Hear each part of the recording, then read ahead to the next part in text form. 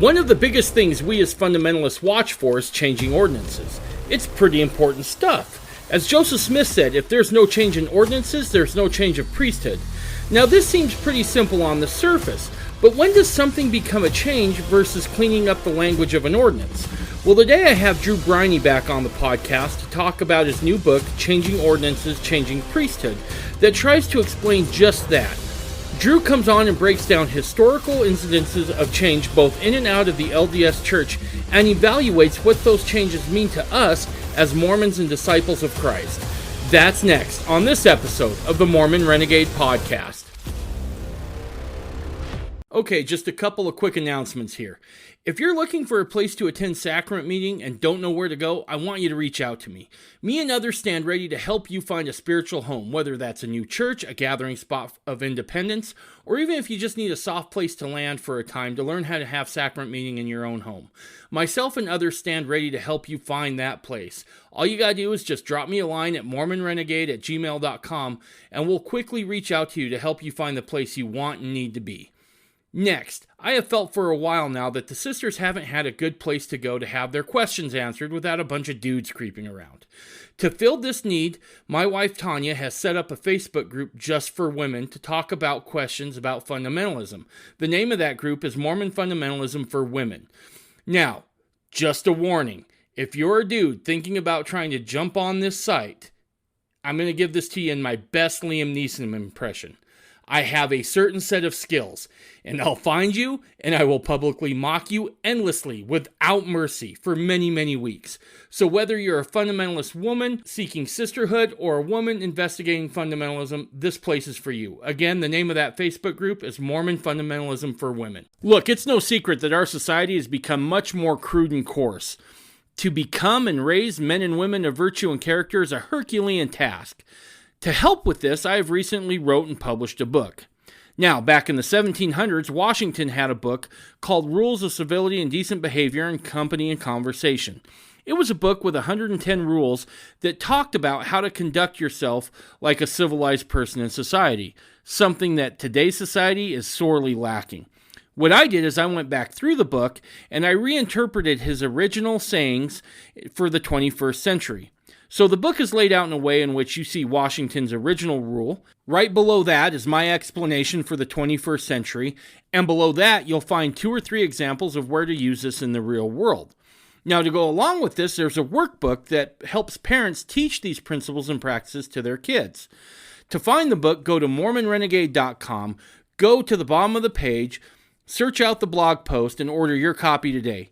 I can bear personal testimony from personal experience that this is an invaluable tool to help you raise men and women of virtue and character.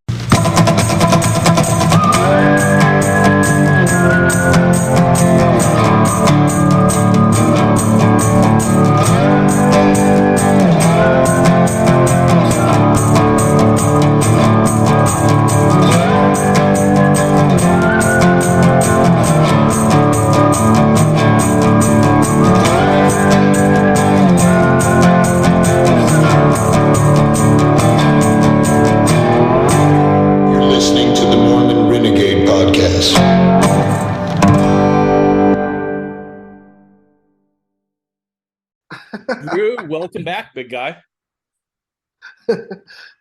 Thanks. Sorry, I gotta pop up on my computer. No problem. It happens. Yeah. So, everything going good? Most everything, yeah. Super glad to I'm out here kind of sort of on my own, and it's so good to have somebody to chat with about the gospel and visit about these things. Even just staying in prayer together was super cool. So yeah, I'm happy. It's good. Well, dude, if you're happy to talk to me, you need to get better friends. So well, I'll take that under advisement. Yeah. Well, dude, I'll tell you what, your project that you were working on with the Doctrine and Covenants, I know a couple people who grabbed some of that. They were astounded. And so when I saw that you had yet another book coming out, I was like, oh, we got to talk about it. Because the title of it even is intriguing. Because this is one of those things that I find you have to really dive into when you get into Mormon fundamentalism, right? And I'm pulling it back up because my phone kind of died, and here it is, the changing ordinances and losing priesthood. Yeah. This is something you have to contend with when you first come into fundamentalism. Yeah. This is what I like to say sometimes might be most people's first oh crap moment as they begin to really look into this, because this question throws into doubt for a lot of folks, like, is it valid? Is it not valid? So when I saw the title, I was like, I had to get you on. But so what prompted this book? Oh gosh, a few things. I actually, and I tease in the introduction, and I tease on Facebook that I wrote it on accident, but it really is kind of true. I tend to do my gospel studies and keep everything written down and prepared so I can annotate it, write cross references, that sort of stuff. And so I've been compiling stuff for this for literally for 20 years. But there's, you know, there have been a few books that got put out in the interim, excuse me, that I was intending to write altogether. So originally, my concept for writing a book on changing ordinances was going to be kind of what Devery Anderson wrote, the development of LDS temple worship, and Berger's Mysteries of Godliness, kind of expand on that. That was kind of my initial intention. And I just perceived it as this monster big project. But that was really kind of what converted me to fundamentalism. I mean, to me, that was the doctrine that really mattered. Adam God teachings converted me to that doctrine, and that understanding of the Godhead and those types of things, but it didn't move me to be a fundamentalist. When I read about changing ordinances, like you said, that was my oh crap moment. What does this mean? So I've been intending to write that part for a long time. The second part of the book, I didn't intend to write at all. That was the real accident. And pulling it together was kind of what happened here. So, I think for fundamentalists, it's not very uncommon for them to know that Joseph Smith taught, if you change the ordinances, change the priesthood, change the ordinances. If there's no change of priesthood, no change of ordinances, all these makes like 4 statements that modus tollens tells you, you can conclude the world from those things. And when I say modus tollens, for anybody who doesn't know, if you say if it's raining, there are clouds, that's always true. But if you say if it's not raining, there are no clouds, that's not true. So modus tollens says the way to find truth out of things, and this is an old just logic construct, developed by the early Greeks, as far as I understand. They say if you negate the second part, it negates the first part. So if you say that if there are no clouds, it is not raining. And those are always true as a matter of logic. And with the statements that Joseph made, everything becomes logically put there. If you change the ordinances, that will change the priesthood. But if you change the priesthood, that will change the ordinances. If you don't change the ordinances, if it's the same, there's no change. There's been no change in priesthood, and all of those things you can extrapolate the world from all of those. But they're all very, very strong statements. And if you have any sort of mind at all, you have to be concerned about that. And there are ways to get around it. And there are some actually, I think, better arguments than people usually use that I put in the book to get around it. But they're very far from satisfying. Okay. Now, I don't want to give away the book here, right? But I do maybe want to go over a couple of examples, maybe some ones that you find especially problematic with the changes that you have seen that are really kind of rough stuff to have to deal with. Because look, about 40% of my audience are active LDS folks who are coming in to listen. They're coming in because they obviously have concerns. And some of these come up, some of them don't. To you, what are some of the more problematic changes here to ordinances that you've saw? Oh, shoot. If you want, while you think about it, I can give you mine. Okay. Probably the one the one that I'm most concerned about because its implications are so far-reaching. This was between 1921 and I want to say 53 or 57. I can't remember. But they changed how men were received the priesthood. Yes.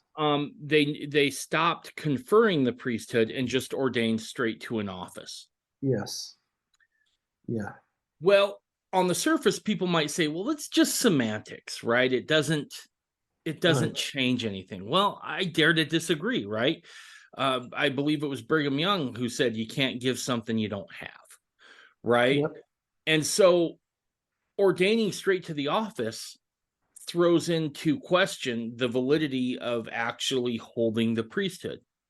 Right. Now, that's a good 30, right around 35 years, right? Yeah. Now, I have a Yes. buddy who's a physicist of all things. So he deals a lot with statistics and certainties. And I was like, okay, I need you to do something for me. I remember I concocted like this story to try to veil what it is I was looking at. Not that he was LDS, but I was like, I don't know how I feel about it. And he just finally said, just tell me what you're really looking at. I was like, okay, here's the deal, right? And I explained this thing to him. Mm-hmm. And he says, okay, let me run some numbers. So he goes and gets like Mormon birth rates for that period of time. And he, starts doing, excuse me, doing some averages and those sorts of things. And he comes back and I'm like, well, how many people today do you think actually hold the priesthood in the LDS Church? And he's like, just about under 1% now. Wow. If you extrapolate that time out, because they never went back and corrected it. They just started ordaining the correct way again under, right. I believe it was McKay. And right. So you have essentially 2 generations that never received the priesthood correctly. They don't go back to correct it, and you have no idea who has it and who doesn't, but it's a very small number as it gets perpetuated through. And that's fascinating. And it's cool that you got those numbers. But. Yeah. So it's pretty stark. And that was one of the changes that I saw.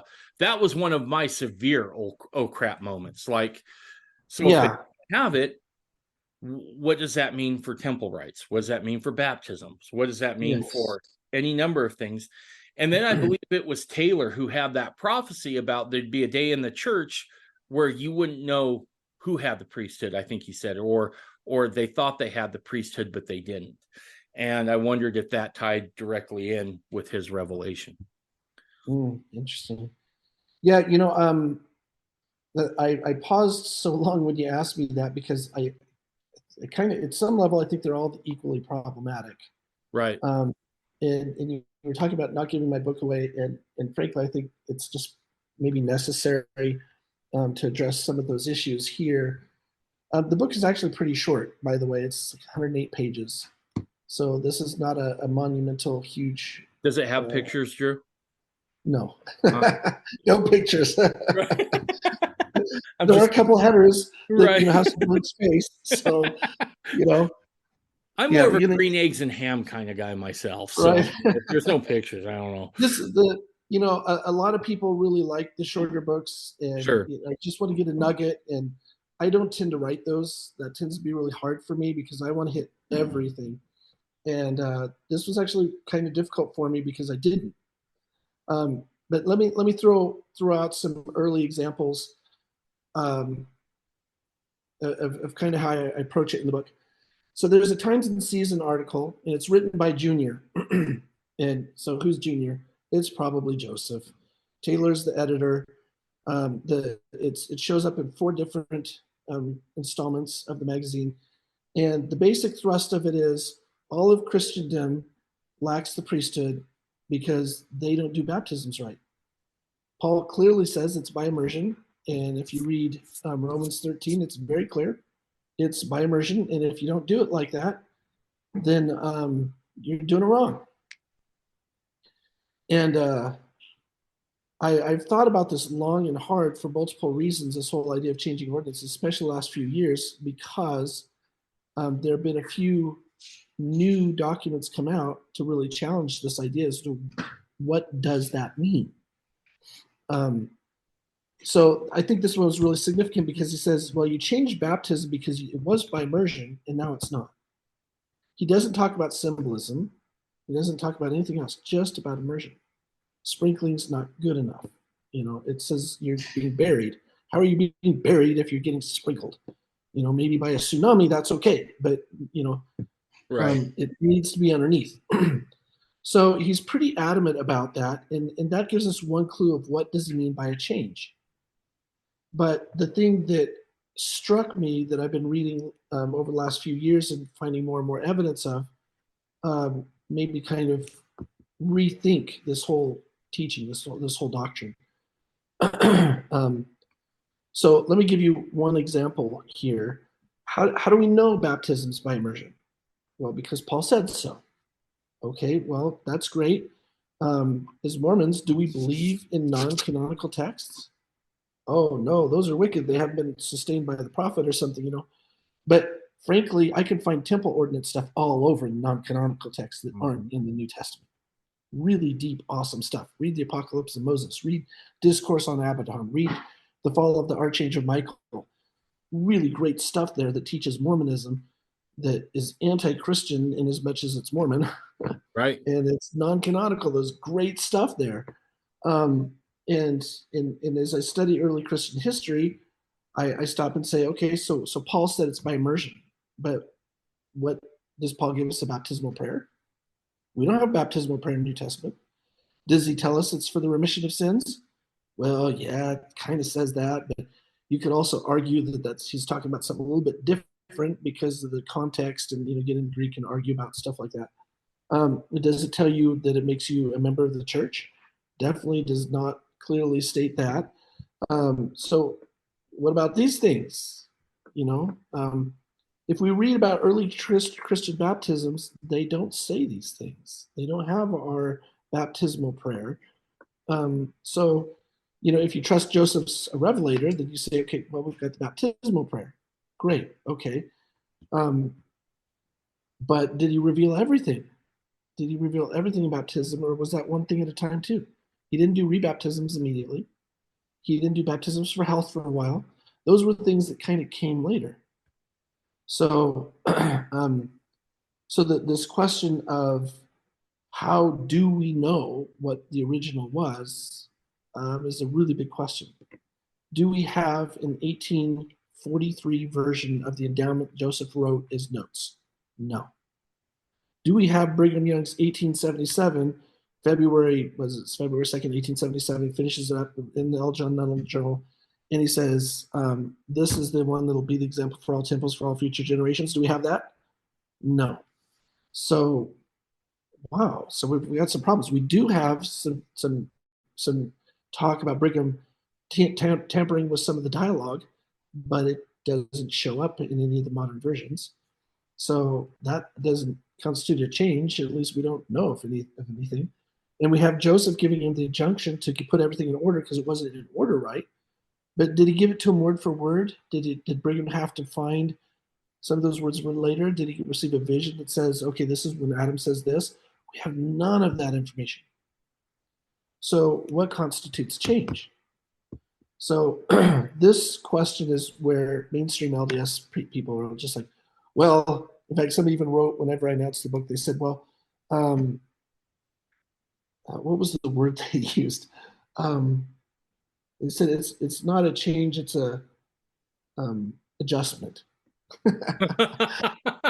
And I'm like, right, everything's an adjustment. I mean, you look at the synonym under change, you can find adjustment there. Right.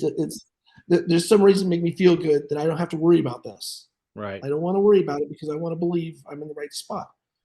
But none of the arguments of change really make a whole lot of sense, frankly. But there are two things that I bring up in the book, and I'll spoil them because I'm not too worried about them, but that I think are super fascinating. And one, I didn't, in fact, when I sent it out to all my editors, I didn't even include this. Okay. And I ended up using it for a footnote. And then I got all excited about it and did a bunch more research. And this was, at any rate, it's maybe too far off topic for the book to hit it deeply, but I think maybe for podcasts it's okay. Perfect. So for about 400 years, Christian baptisms were done in the nude. And that's news to a lot of people. And they're like, oh, that can't be true. And guess what? The very first pictures we have of Christ's baptism, he's nude. Guess what? When we have people talking about baptisms in the earliest church, they're doing it in the nude. And for about 200 years, they were co-ed nude baptisms. And then after about 150, 200 years, we don't know exactly, we don't have super good records of those things. They started separating the men from the women. And I just found one, I quote it in the book, that's thanks to, there's a new book out. I don't know how new it is. I was super excited about it because I was planning on writing it. And it saved me writing the book that was going to take me 20 years to get to. But it's Mormon doctrine is found in pseudepigraphal and apocryphal writings of the. I think I may have had that guy on multiple times. His name's Ken Peterson. Yeah, Peterson. That's what I was. Yep, I've had him a few times, and we covered just that book and some of his stuff, and especially like the Pistis Sophia, which has some amazing temple doctrine in it. Yes. And so, he's been on. I'm a huge fan of him. He's a great guy. Yeah. So I've not met him. I don't know anything about him, but I was shouting his praises. I was so excited he got it, and I bought that book. As I was writing, I thought footnotes. I thought, I wonder if there's anything, the baptismal prayer maybe shows up in one of those. And he's got a little excerpt in it, and he's got a place in there. I want to say it's the Acts of Peter or something, but whatever it is, I cite it in the book. You can find it.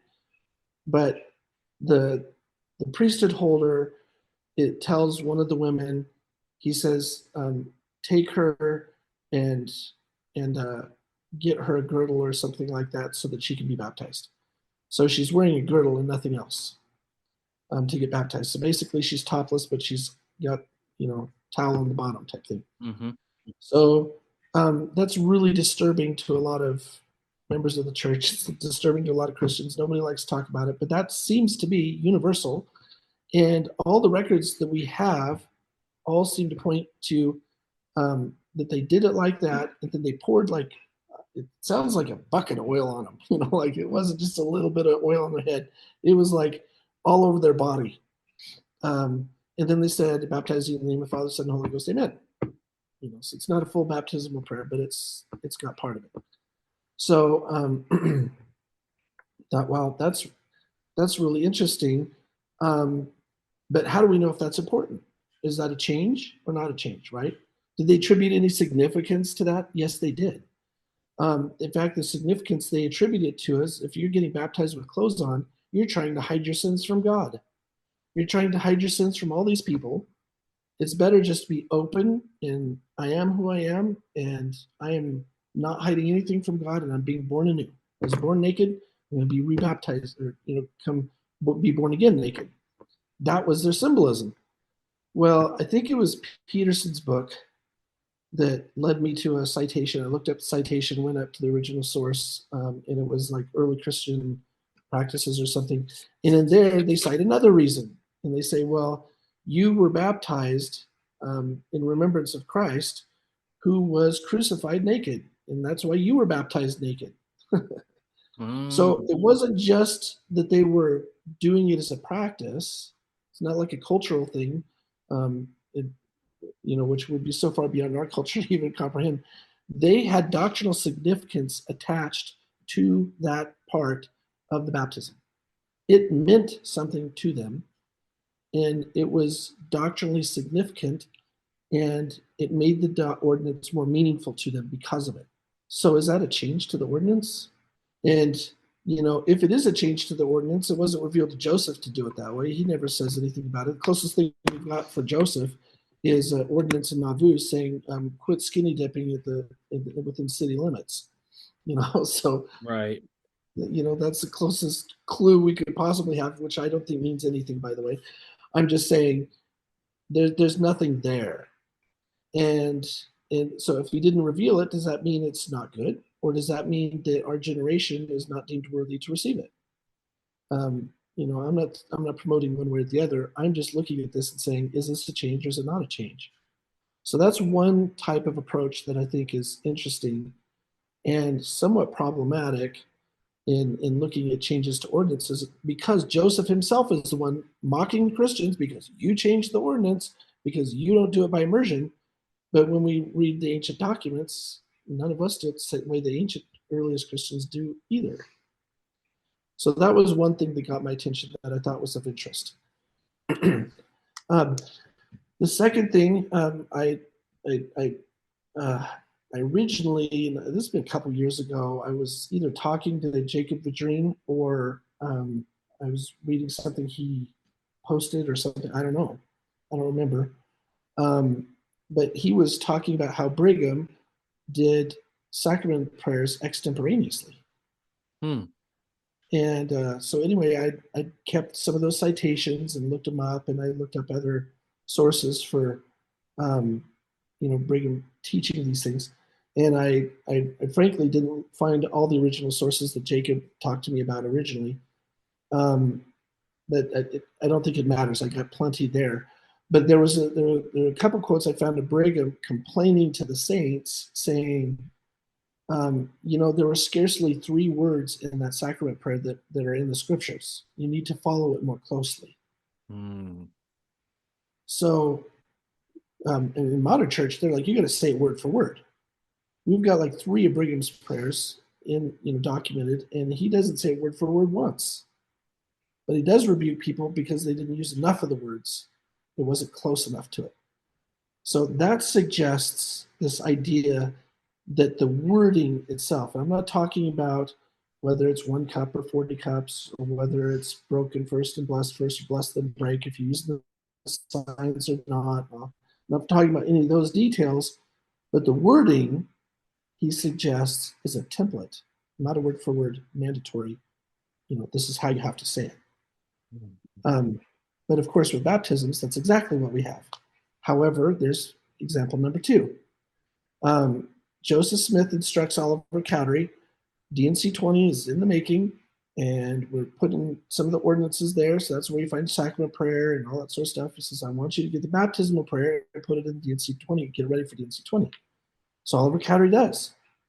Where does he get it from? He gets it from 3rd Nephi, right? But there's a problem. He doesn't copy it word for word and put it in D&C the same way. So, and I don't have the exact thing in my head, but the one says, having been commissioned of, I think this is D&C 20, having been commissioned of Jesus Christ, I baptize you in the name of the Father, Son, and Holy Ghost, right? That's not what it says in 3rd Nephi. 3rd Nephi, it says having authority from, or having, well, they mean the same thing. So we just okay with that. The church says stick with D&C 20 because we like it. I mean, they don't really give any justification for it. But actually, Joseph told him to copy it from Book of Mormon. So isn't the Book of Mormon one more accurate? But you say, well, Oliver Cowdery made several changes to the Doctrine and Covenants that Joseph did not approve. And we've got Orson Pratt complaining about that later, whenever they did a later edition. And Joseph made hundreds and hundreds of changes to the Doctrines and Covenants to fix what Oliver Cowdery was doing. And when Oliver Cowdery did D&C 120, he did make a really technical change to the baptismal area of prayer, like that verse or the verse before or something, but he doesn't change that.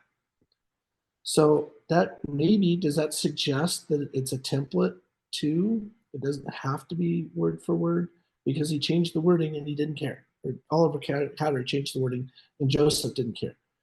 Now we can argue, and I don't know, did Joseph not notice? It's possible.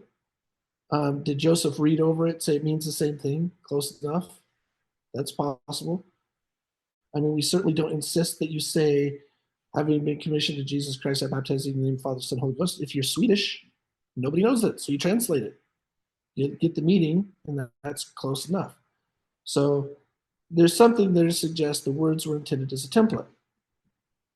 So the third example I think is interesting, and again, to make this point, it's something to think about. I'm not saying right or wrong, but something to think about, is we recently, thank you, Joseph Smith Papers, my heroes, they published a revelation given from Joseph to, I won't say Sidney Rigdon, but that's not right.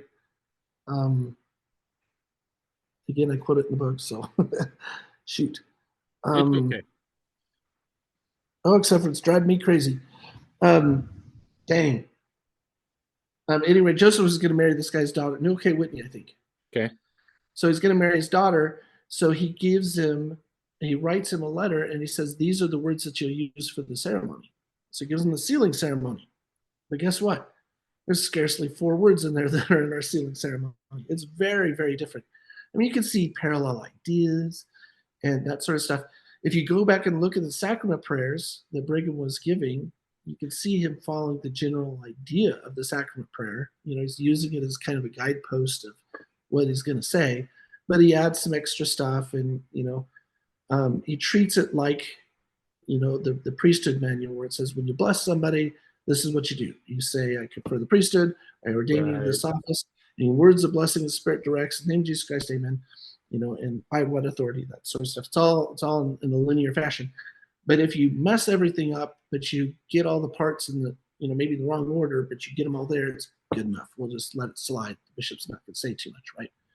So it seems to me that's kind of what he's saying. The sealing ordinance is a blessing to you, and it's supposed to be offering you greater blessings than not getting a sealing blessing.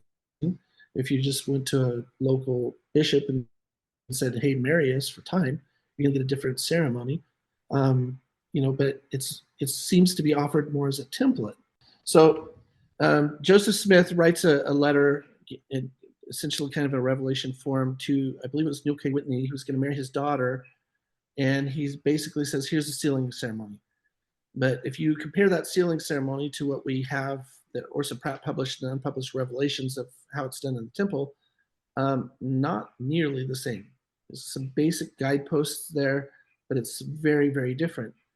That was really challenging for me because as I had, a big portion of the reason I became fundamentalism is because of this doctrine. If you change the ordinances, change the priesthood. Well, that's a change, right? It is a change. I mean, it might be okay, but it is a change. So now I have to say, well, maybe there's some argument here. There is a good reason to say nothing important was changed. Just, the prophet knows what's important to change and what's not important to change. At some point, that loses all validity. It just sounds like stupid, Right. The endowment used to take 6 to 8 hours. Now it takes less than 2. Nothing important got taken out. Right. The brethren, the 12 went to Joseph and said, is there something we can do to shorten the endowment? It's awfully long. And you know what Joseph's response was? We have to do things precisely as God set them down. We can't be changing stuff. So we have these. This brings up some questions in my mind here now. Then let me ask this. I don't mean to cut you off, but we have Brigham, who is, it sounds like, adding stuff more than not saying things in the sacrament. In the baptismal thing, you pointed out that the ancients did it somewhat differently than what we do, clothing optional, if you will. And then we have this thing with the sealing ceremony. My question is this, because as I've looked at history, and I want to defer to you here because you're far more knowledgeable than I am about the progression of these things.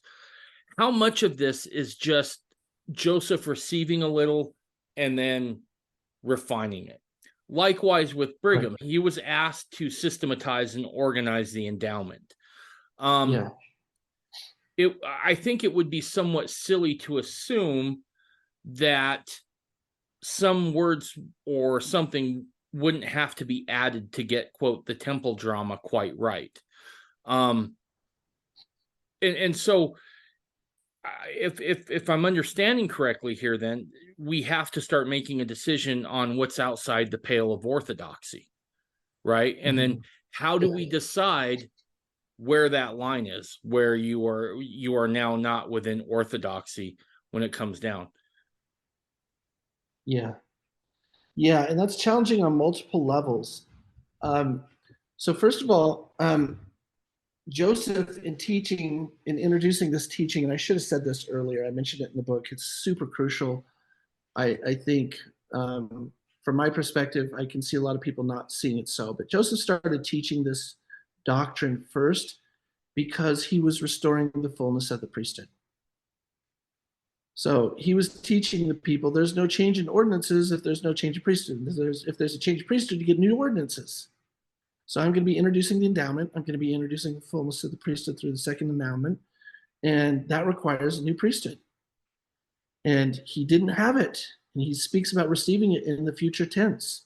Even though he received the sealing power in 1836 from Elijah, he said, I'm going to get new priesthood. And he speaks about Elijah coming to restore a fullness of the priesthood in like 1840 or something, 1841. So I think we read about this in D&C 132, verse 45. D&C 132, verse 45. And I'll read it to you because I think it's glossed over, but it's super crucial. So he's basically D&C 132 is kind of a blessing that he's receiving, right? And God's speaking to him. If you want to say it's Jesus, if you want to say it's the Lord, you want to say it's God, I don't care. But this is what verse 45 says. I have conferred upon you the keys and the power of the priesthood. Wherefore I restore all things and make known unto you all things in due time. Joseph repeats this wording in the last charge over and over and over. And says, and we find this, it's all over my book. The Lord himself set his hand to establish the fullness of the priesthood on the earth in the last days. And that's what he means by restored, or what he means by established. So he's saying here, where did Joseph receive the fullness of the priesthood keys? You know, that he says, I'm going to receive more priesthood, that's going to give me more ordinances. Elijah's going to restore it. Maybe Elijah restores it, but God seals it upon his head. Okay. And I think this is crucially significant for multiple reasons. But now I'm going to skip back to verse 5 briefly. And we gloss this over as if this is a casual statement, but I don't think this is casual at all. All who will have a blessing at my hands. So we think, oh, it's being metaphorical. You know, this is D&C 130, verse 20, right? There's a law irrevocably decreed in heaven that if there's any blessing we can receive, it's because of obeying a commandment. That's not what it says. It says, you want a blessing at my hands? You want me to lay my hands on your head? And he says, you shall abide the law that was appointed for that blessing. And the conditions thereof were instituted from before the foundation of the world. So I was reading that and I understood. So he's saying D&C 132 is about how to receive your calling, election, sure, receive the sealing power from God himself. And that's what it's about. And so later, as I was researching D&C 132 for my D&C annotated, which I haven't finished that section, so that's a ways away. But as I was reading that, Brigham Young, when he introduced D&C 132, he doesn't say, hey, here's a revelation about plural marriage. Neither does he say, here's a revelation about celestial marriage. You know what it says? Here's a revelation on how to be exalted. Interesting. This is teaching you how to be exalted. If you read D&C 132, it talks about sealing power. It doesn't just talk about plural marriage. It talks about Emma's temptation. It specifically says, I have conferred this priesthood upon you to restore for the last days. So, you know, there's more going on here than just how we usually read it. And so at any rate, this to me is a really, really big challenge and a big problem for the church. When was the last person that you said, Christ laid his hands upon my head and conferred upon me this blessing, right? Right. Joseph Smith, in the teachings of Prophet Joseph Smith, he talks about this, but in the words of Joseph Smith, he says, God himself ordained all of the prophets. Not some of them, all of them. So the apologist just says, well, that's because God, God's laid his hands on all the prophets since Joseph. And so they just don't talk about it. Well, that's nice. But if that's true, then guess what we would expect? We would expect there's no change to the second endowment, right? So right. the exact same now as it was before. Right. Is that what we find to be true? No. Werger's book, Mysteries of Godliness, has the whole chapter donated to him saying, I was asking the church leadership, do you guys do this anymore? And they could have said, none of your business. They could have said, that's too sacred, we don't talk about it. They could have said, we're not talking to a historian about these things, but they didn't.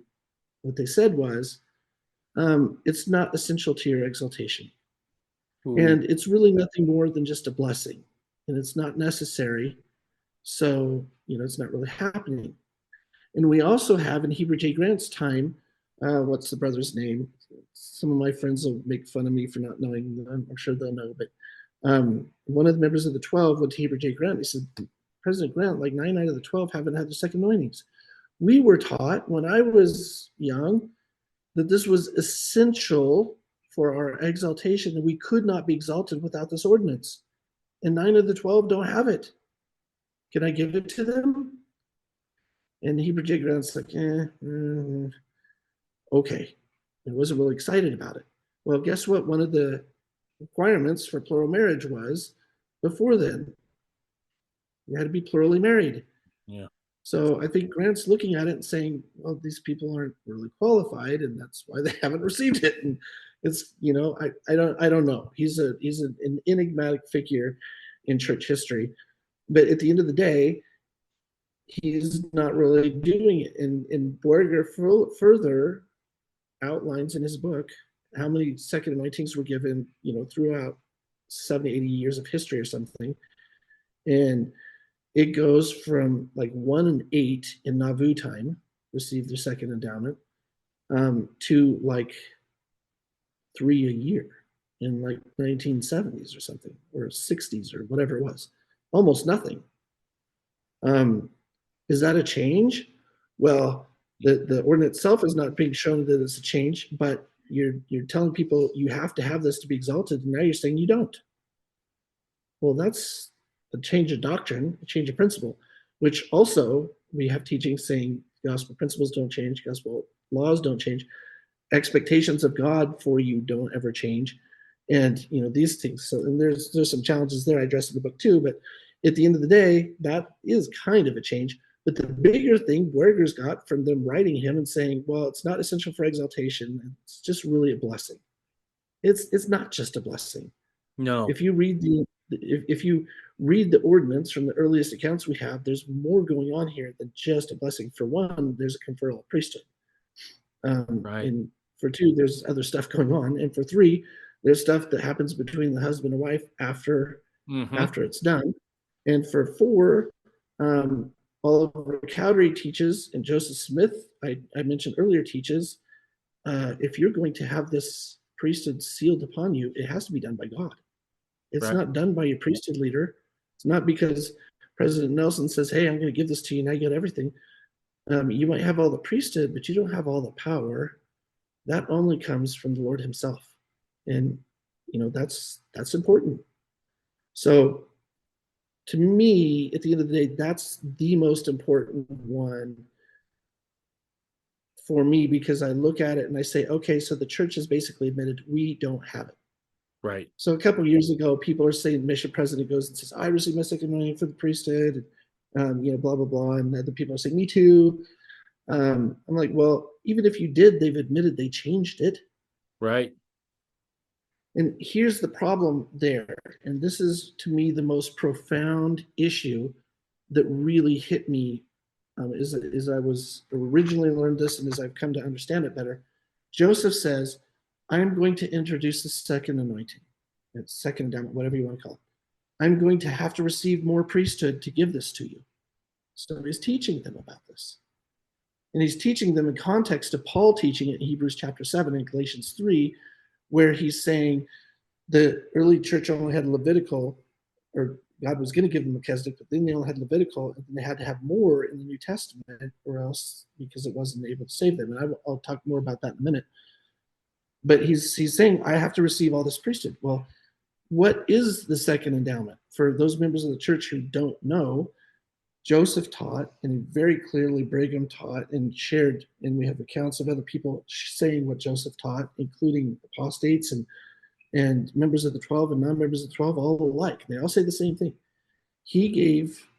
Joseph gave the fullness of the priesthood that could ever be bestowed man on earth. Everything that Joseph had is all that God ever gave any man, and all that any man on earth will ever receive. Not only did they teach this, but they also taught that was same for all eternity. So if you're a mortal on an earth, the fullness of the priesthood is all you're ever going to get. So if you change that priesthood, what does it mean? You lost it. Right. Maybe you, I mean, there's a lot. I mean, you got deacon, teacher, priest, you've got, elder, high priest, 70, 12, blah, blah, blah. Then you got fullness of the priesthood. So maybe you only go down to 12 apostle or something, but you still lost something. Right. And that's a big problem. So, some people say, okay, well, we lost some priesthood, but we've got enough to carry on the kingdom, so it's good, right? Right. And that's where the second part of my book became more interesting to me. So let me backtrack briefly to this idea in Hebrews 7 and Galatians 3, where Paul says, and Joseph Smith talks about this in Teaching the Prophet Joseph Smith, quoting the same scriptures as well. He says, Moses, in the JST, I think it's Deuteronomy chapter 10, Moses comes down and he's going to give the fullness of the gospel to the Israelites, right? Right. But they're worshiping a golden calf. He's like, dang, so he breaks the tablets. He goes back up. He comes back with 10 commandments, which frankly is a super lame compromise, if you ask me. I mean, if I say, what would I rather have? All the light knowledge of the endowment and the fullness of the gospel, or the 10 commandments? It's really a dismal deconstruction of the gospel. So he gives them this. Joseph Smith says, why did he give it to him? Well, because he says God gave it to the Israelites as a curse for their unbelief. And he further says the Aaronic priesthood never could bless. It could only administer cursings. Now in Hebrews 7, Paul says, well, we had the Aaronic priesthood, but it couldn't save men. Only the Melchizedek priesthood can save men. Joseph kind of pulls out of that section. And that's what Christ gave to them whenever he restored the gospel in his dispensation, And so now they have the Melchizedek priesthood again. The early brethren and Joseph taught that Peter, James, and John received the fullness of the priesthood and their endowments on the Mount Transfiguration. So the Melchizedek priesthood is restored. Now they can save people. Now they can bless again. So this idea comes up again in Galatians. It says, if the Aaronic priesthood was able to save people, then why did we get more? Why did Christ come? It wasn't enough. We had to have more. So this is how Joseph is teaching, and there's this idea that there are laws under the Aaronic priesthood, and we're supposed to obey those. That's the Old Testament. But then those laws can only administer cursings. So we have to get the Melchizedek priesthood, which is the only priesthood that can bless, so that we can bless people and give to healings and all this sort of stuff, right? Okay. We can actually now give people ordinances unto salvation and ordinances unto exaltation. So this is a huge part of the teaching about why he's getting new priesthood and why there's these new ordinances. It's all kind of interconnected. So if we turn around and say, well, had the fullness of the priesthood, but now we don't get it anymore, dang. Well, what about the apostleship? Well, we've got the Doctrine and Covenants. I think it's section 112. It's in the book if I misquote that. But it basically says the apostleship will never be lost on the earth. It's not super clear. It's a little bit vague. But it seems stupid, from my perspective, for it to be there if that's not what it means. But you could argue the point that's not what it means. So you could say, well, there's no clear promise the apostleship is going to remain on the earth either. So now what do we've got? We've got high priests, we've got Melchizedek priesthood. Well, we've got two very strong statements that the Aaronic priesthood will never be taken from the earth, and John promised that when he ordained Oliver Cowdery and Joseph. And then when Peter, James, and John come and they ordain him to the elder and give them the Melchizedek priesthood, they give them the similar promise: this will never be taken again from the earth. So if you're like, well, shoot, at least we got Melchizedek priesthood, but how far? Because Melchizedek priesthood elder, Melchizedek priesthood high priest, Melchizedek priesthood apostle. Because priesthood, fullness of the apostleship, fullness of the priesthood, what does that mean? So now we've got that challenge. So this is where I got involved in the second half of the book. In the second half of the book, we've got, if you look at most every restoration group, and maybe all of them, depends on how you want to argue, ordinances have all been changed. So they've lost priesthood, right? That's just what Joseph taught. Or the changes don't matter at all, which, again, I think is pretty problematic. And okay, don't let me forget promises about the fullness of the priesthood. That's also in Joseph Smith Doctrines and Insights, Last Charge and Transfiguration book. That's frankly a better source for it, but my book, Changing Ordinances, Losing Priesthood, takes all the pertinent stuff, puts it all in one spot. So that's how it's useful. So when we look at the sacrament prayer, like you were talking about earlier, Brigham's complaining they're not using enough of the sacrament words because they're not having the meaning intended in sacrament prayer. When Joseph allows the change to the baptismal prayer, or doesn't notice, and it's just been perpetuated, it conveys the same meaning, right? It's the same idea. And you could look at the sealing blessings that Joseph gives to Newell K. Whitney, compare them to what we have recorded from Orson Pratt and the Seer in unpublished Revelations, and say it conveys the same meaning, There's an intention of retaining the teaching. But if you look at the changes to the endowment, and like, okay, so the covenant between husband and wife is basically emasculated, eviscerated, maybe even reversed, with all the feminist revision stuff that was happening there. Does that change the meaning? Oh yeah, it very much changes the meaning. I don't think you could reasonably, intelligently argue it doesn't change the meaning, unless you wanted to say, well, the early brethren were just chauvinist pigs and they didn't really get it, and the true prophet knows better. Right. In which case, like, well, it's changed anyways. Right. Joseph's the one that revealed that, and Joseph is the one who said you can't change it, you're changing priesthood. I think that's problematic because that is not the same meaning.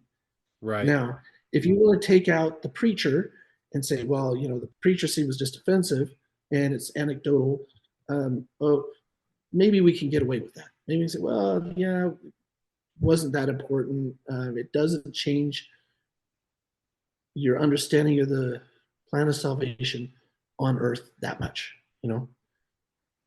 But then we start looking at other things and saying, well, you got rid of all of the penalties. Well, you still have the injunction that you shouldn't share it. Yeah, but you know what the symbolism behind those penalties is? Because people don't. But when they do understand those things, I think there's massive significance to that. Yep, absolutely. And then you go on with the signs, and there's some changes there, and you go through the entire endowment, and so much has changed. It's like, is the same meaning there anymore? Well, I don't know. Let's look at this objectively speaking. We have Brigham Young's endowment that says Adam is God the Father. And then you have a church position now that says that is a heresy, and it's one of the deadly heresies, and you should be excommunicated just for believing it. I have some people get ornery with me about saying that, but I know people that were excommunicated for believing it, even though they promised never to teach it. Right. So can you say that you changed who is God and that retains the meaning? It gets hard to look at all of these things and seriously, honestly look at the changes in the endowment and say, yeah, it's pretty much the same. It teaches all the same stuff. I've had way too many conversations with people in the temple about the changes in the temple, and some are like, I am so glad they got rid of that chauvinistic stuff.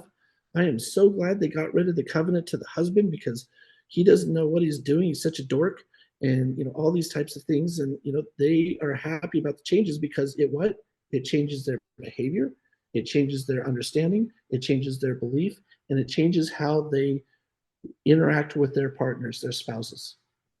Yeah. And that is a fundamental change. You cannot argue that the meaning was changed. Why else were they griping about it and asking it to be changed? Right.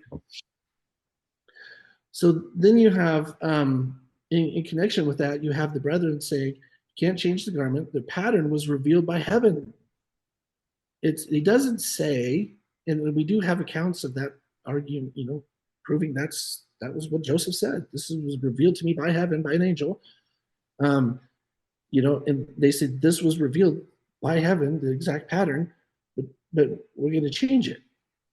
Well, that's not a change. I mean, it's completely mutilated from what it used to be, and that's the exact word Joseph F. Smith used. He said you cannot mutilate or change the garment. So again, we're changing all these things. One more thing that I think is super interesting, and I don't know how far afield this is from what I was writing in my book versus just interesting for the podcast, but when I read Devery Anderson's the development of LDS temple worship, I was heartbroken over it. It was really, really hard for me to read that. I've been told, and I haven't met Devery, I don't know if this is true, but I've been told that he's happy about the changes. He's like, yeah, this is so glad the church has got a prophet that's making these changes and getting rid of bigotry or whatever is in there, I don't know if that's true or not. He does a really good job of kind of keeping his personal opinions at a minimal in the footnotes and that sort of stuff. But it really was painful for me to read. And I noticed two things that maybe were of note that really struck me about it. And the first one was Wilford Woodruff changes the law of adoption. And he says, Joseph reveals, you are to be sealed to a living man who's got a fullness of the priesthood, and that's who you're going to be sealed to. And Wilford Woodruff says, no, just get sealed to your dad. That made sense when the church was restored, but now everybody's got a good dad. We'll just be sealed to our dad. Well, that doesn't work for a lot of people because their dads never received the fullness of the priesthood. And they don't even care about that anymore. That doesn't matter either. He doesn't have to have fullness of the priesthood. You can, get sealed to him after he's an elder now. But anyway, he made this change, and he left room in his journal for the change to be recorded, but never recorded any revelation on the matter. So I thought, this is really interesting, because this seems like it was a source for a lot of changes for the endowment. This is what I'm thinking when I'm reading the book. As I'm reading the book, I'm recognizing, and I didn't do this for every single thing that I saw, but I'm recognizing that pretty much, I would say 80, 90, at least 80%, got to be more like 95% of all the changes that were ever made to the endowment can be traced back to that one change. And in the 1960s, some mathematicians came to Wilford Woodruff. I think it was David O. McKay. I'm not positive. And they said, we're mathematicians, and mathematically speaking, we're never going to get the temple work done. And they said, well, wait a second. How are we never going to get the temple work done? Are you saying we're not inspired in doing temple work? And I said, no, we're follow the brethren guides, but mathematically can't be done unless we shorten the endowment. And so they started looking at shortening the length of the endowment so it could all be done. And I understand that they also made it to where they put it for a while to where you could literally get your endowment, get baptized for the dead, and then, get your second anointing and then be ordained an elder and that sort of stuff too. And they're like, well, as long as it all gets done, doesn't matter what order. That's fundamentally contrary to every understanding I've got of the purpose of the ordinances of the priesthood too. But at any rate, that was going on for a while. I don't know if it still is. But as I was looking at all these things, they're like, mathematically it doesn't work. We got to shorten the endowment. So let's shorten this, and let's shorten this, and let's shorten this. And as I'm looking at all these things, I'm like, holy flip, all these go back to the law of adoption. Because if you're not doing ancestry work for all of your dead, they didn't used to do it that way. They said, pray about it, and your ancestors will come to you, and the ones who come to you, do the work for them. That's a whole lot less work than what we do now. And if we do that, and then we get sealed to a living person with the fullness of the priesthood, then we don't have to do that work for our dad, who maybe won't accept all of that, or a grandpa who maybe won't accept all that, or on and on it goes. So all these changes can be changed or can be brought back to the law of adoption because it needs to be shortened. And so Heber G. Grant, in his administration, he writes down in his journal that he's contemplating getting rid of an ordinance, doesn't say which one, but presumably the second anointing, because that's essentially what he did, and changing some of the others to make it shorter. And then we compare that with Joseph when the 12 approach him and say, can we make the endowment shorter? He says no. So either Joseph's right or Heber J. Grant's right. And that goes back to the follow the modern prophet. But for me, if you've got to pit the prophet against one another, there's a problem. And guess who's the one who warned us of the problem? It wasn't Heber J. Grant. It was Joseph. Right. And he said, don't do this. This is bad news, man. So I think that's fundamentally a problem. And two more quick points here. One of the things that I read in Deborah Anderson's book that really struck me is when they were talking about that they did a street garment for a while that was different from the temple garment. And one of the temple presidents, as I recall, was asking, I think it was Joseph F. Smith, I'm pretty sure, sorry, Joseph Fielding Smith, hey, we've got this tradition that when we put on the temple garment through the initiatory ceremony, that we do it right foot first and then right arm and then left foot first and left arm. Is there anything to this? And again, I could be getting some of the details wrong. I'm pretty sure it was the temple garment, not the street garment they were talking about, but the order is the important thing. He was saying we're trying to get rid of all the innovations, he called it, that have snuck into our temple work. So that's why the temple president's asking him, is this an innovation or is this important? And Joseph Fielding Smith said, I see no significance and no importance to that. I don't know of any. I just, that really hurt me. I felt so badly because the symbolism behind that in receiving the full garment is very profound. And let me just give you in terms of Hebrew symbolism. In Hebrew symbolism, your foot is the direction you're heading. Your right foot is your spiritual side. It is your, the God side, the Godhead side. Your left side is the temporal side, or the wicked, evil side, or things of the world side, right? So if you do the right foot first, it's saying, do the gospel first. Live, take care of teach your kids the gospel, and teach your wife the gospel, and those things go first. And then, but that's just the direction. Your foot is first, right? So what is that symbolism of the hand? Well, that's what you're doing. So you're moving your body in the direction of spiritual things, and then you're doing spiritual things first. And then what do? Now you move your left foot, you do temporal things secondary. You move to do temporal things secondary, then your hand is what you're doing. So you're doing temporal things secondary. That's not symbolism that you can't figure out in life, right? Put first the kingdom of God, blah, blah, blah, that sort of stuff. But the fact that it's part of an ordinance, and then that's being taken away, I start looking at all those things and saying, there's a lot of beautiful stuff that was left out because people didn't understand. How cool is that? Is that okay? Does that not matter? So here's the big clincher for me on all of these things. So I can make an argument that all the changes to the temple endowment, whether in the church or in the Strangites or in the Cutlerites or whoever's doing it, I don't know if Strangites doing it or not, I don't remember, but I know the Cutlerites were, and they changed it. Whoever's doing the changes, they can't be getting more priesthood. That's not possible. So any change is giving them less priesthood. So let's assume that all these changes are okay because they're just following the template, and these other little things were just superfluous. You don't have to have the preacher saying he gives somebody $500. You can change it to $10,000 now, and it might be more modern, accurate. Maybe that doesn't matter.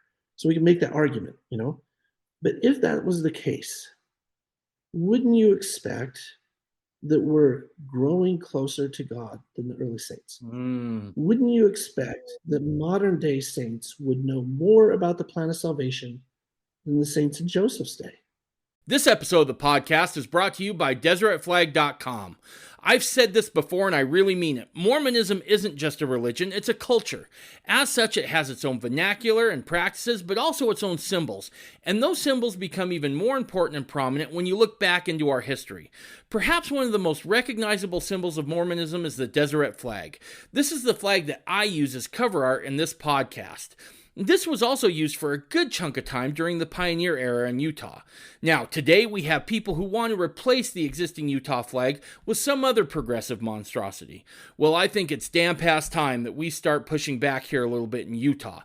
Our friends at Defending Utah are here to help you with that. Now, if you go to DeseretFlag.com, you can now purchase your own Deseret State flag.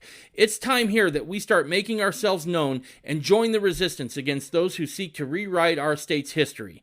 Go to DeseretFlag.com or check out the link in this episode's page show notes and get yours today. Can't get enough of the Mormon Renegade podcast? Well, good news. We're on Patreon and there's 3 packages that you can choose from.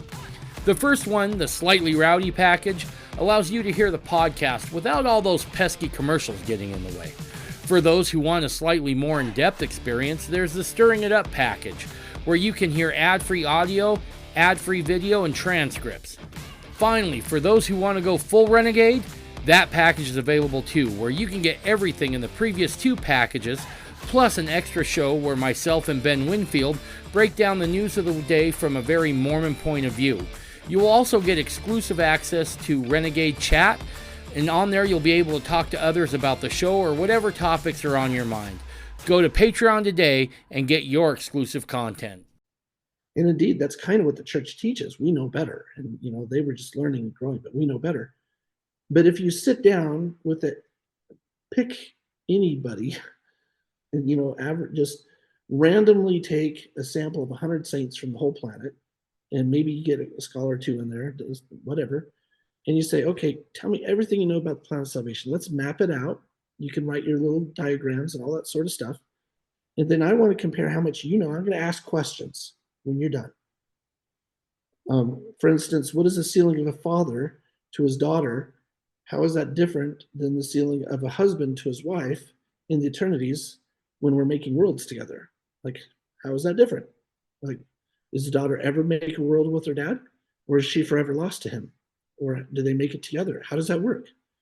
Well, I've asked lots of Latter-day Saints that kind of question, like, I never thought of that. And in fact, I don't think I've ever met a Latter-day Saint that I've met that was mainstream who could ever give me a decent answer on that at all. That's pretty much, I never thought about it. I guess I'll do it together. Well, you just said, I guess. You just said, I speculate. That means I don't know. The early brethren knew, and the early brethren taught these things.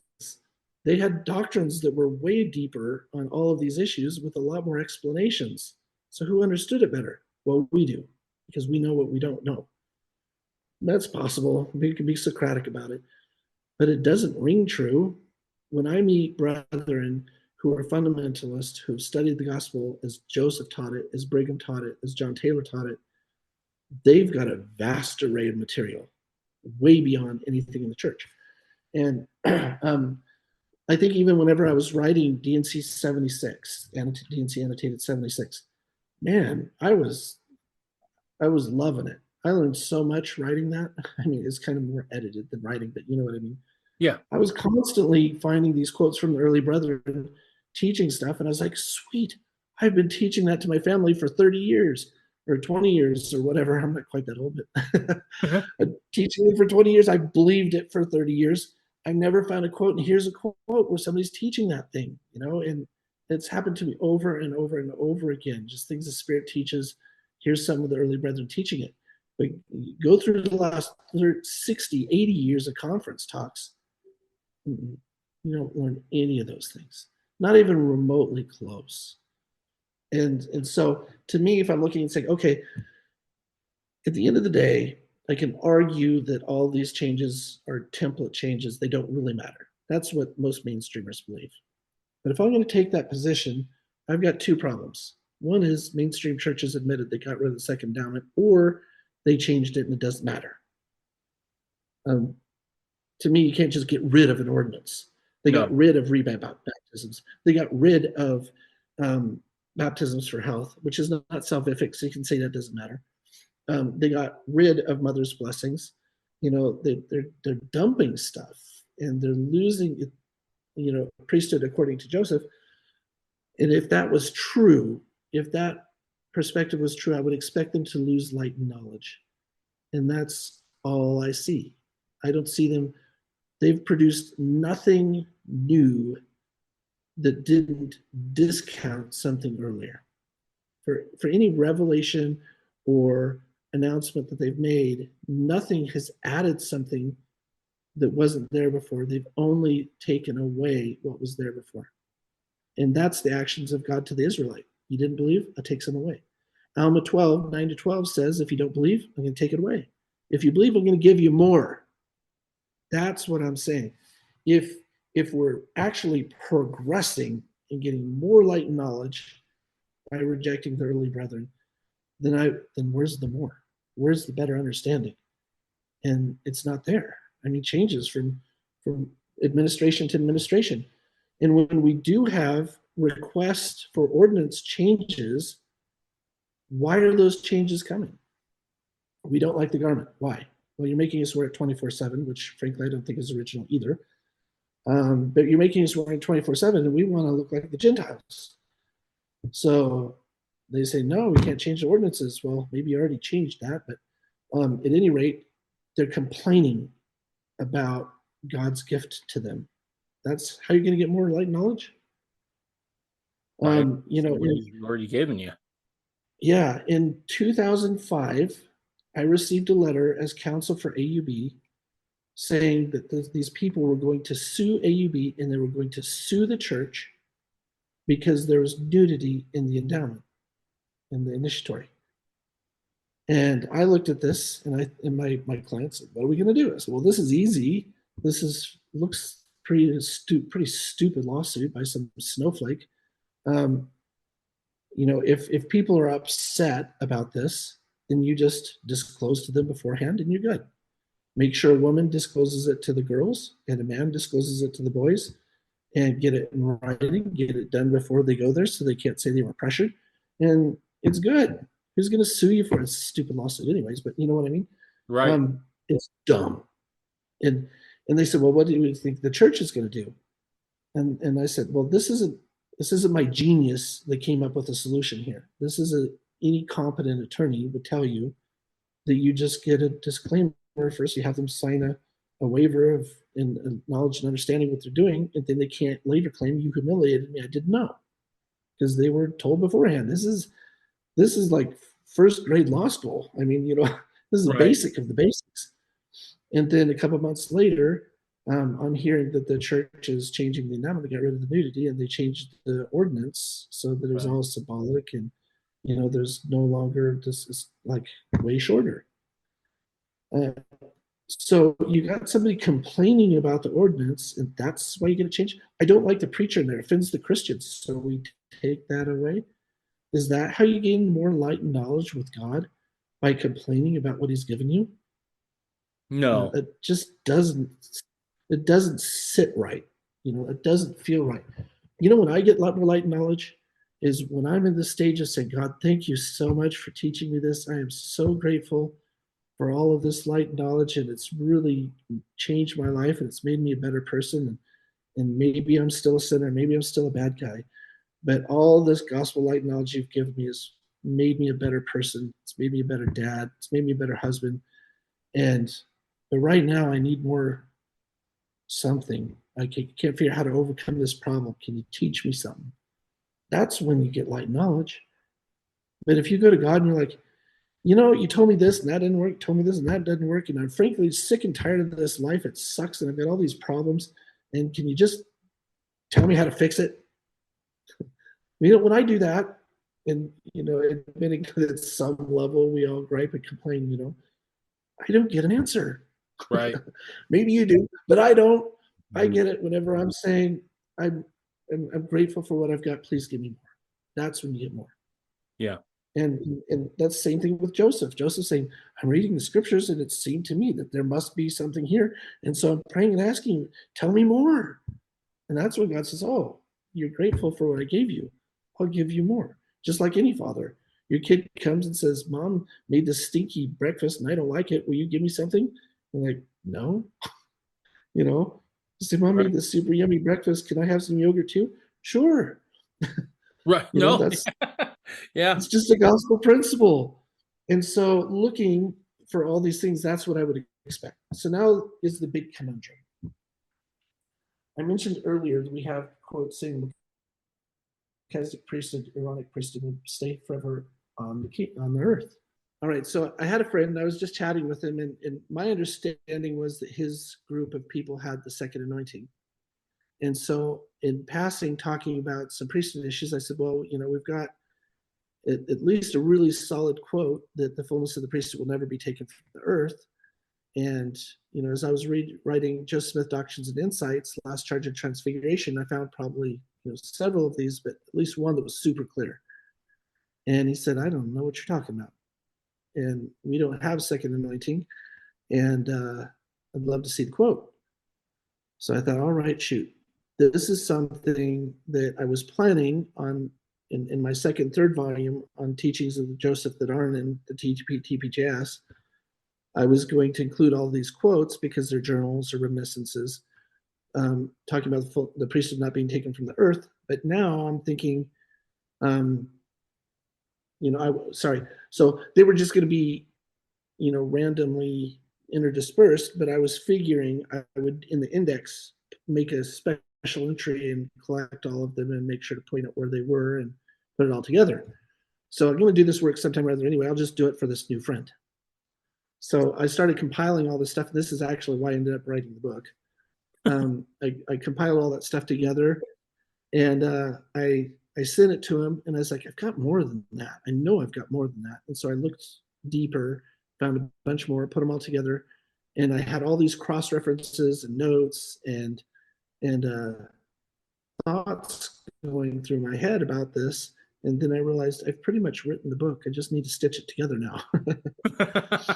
So that's kind of how it worked.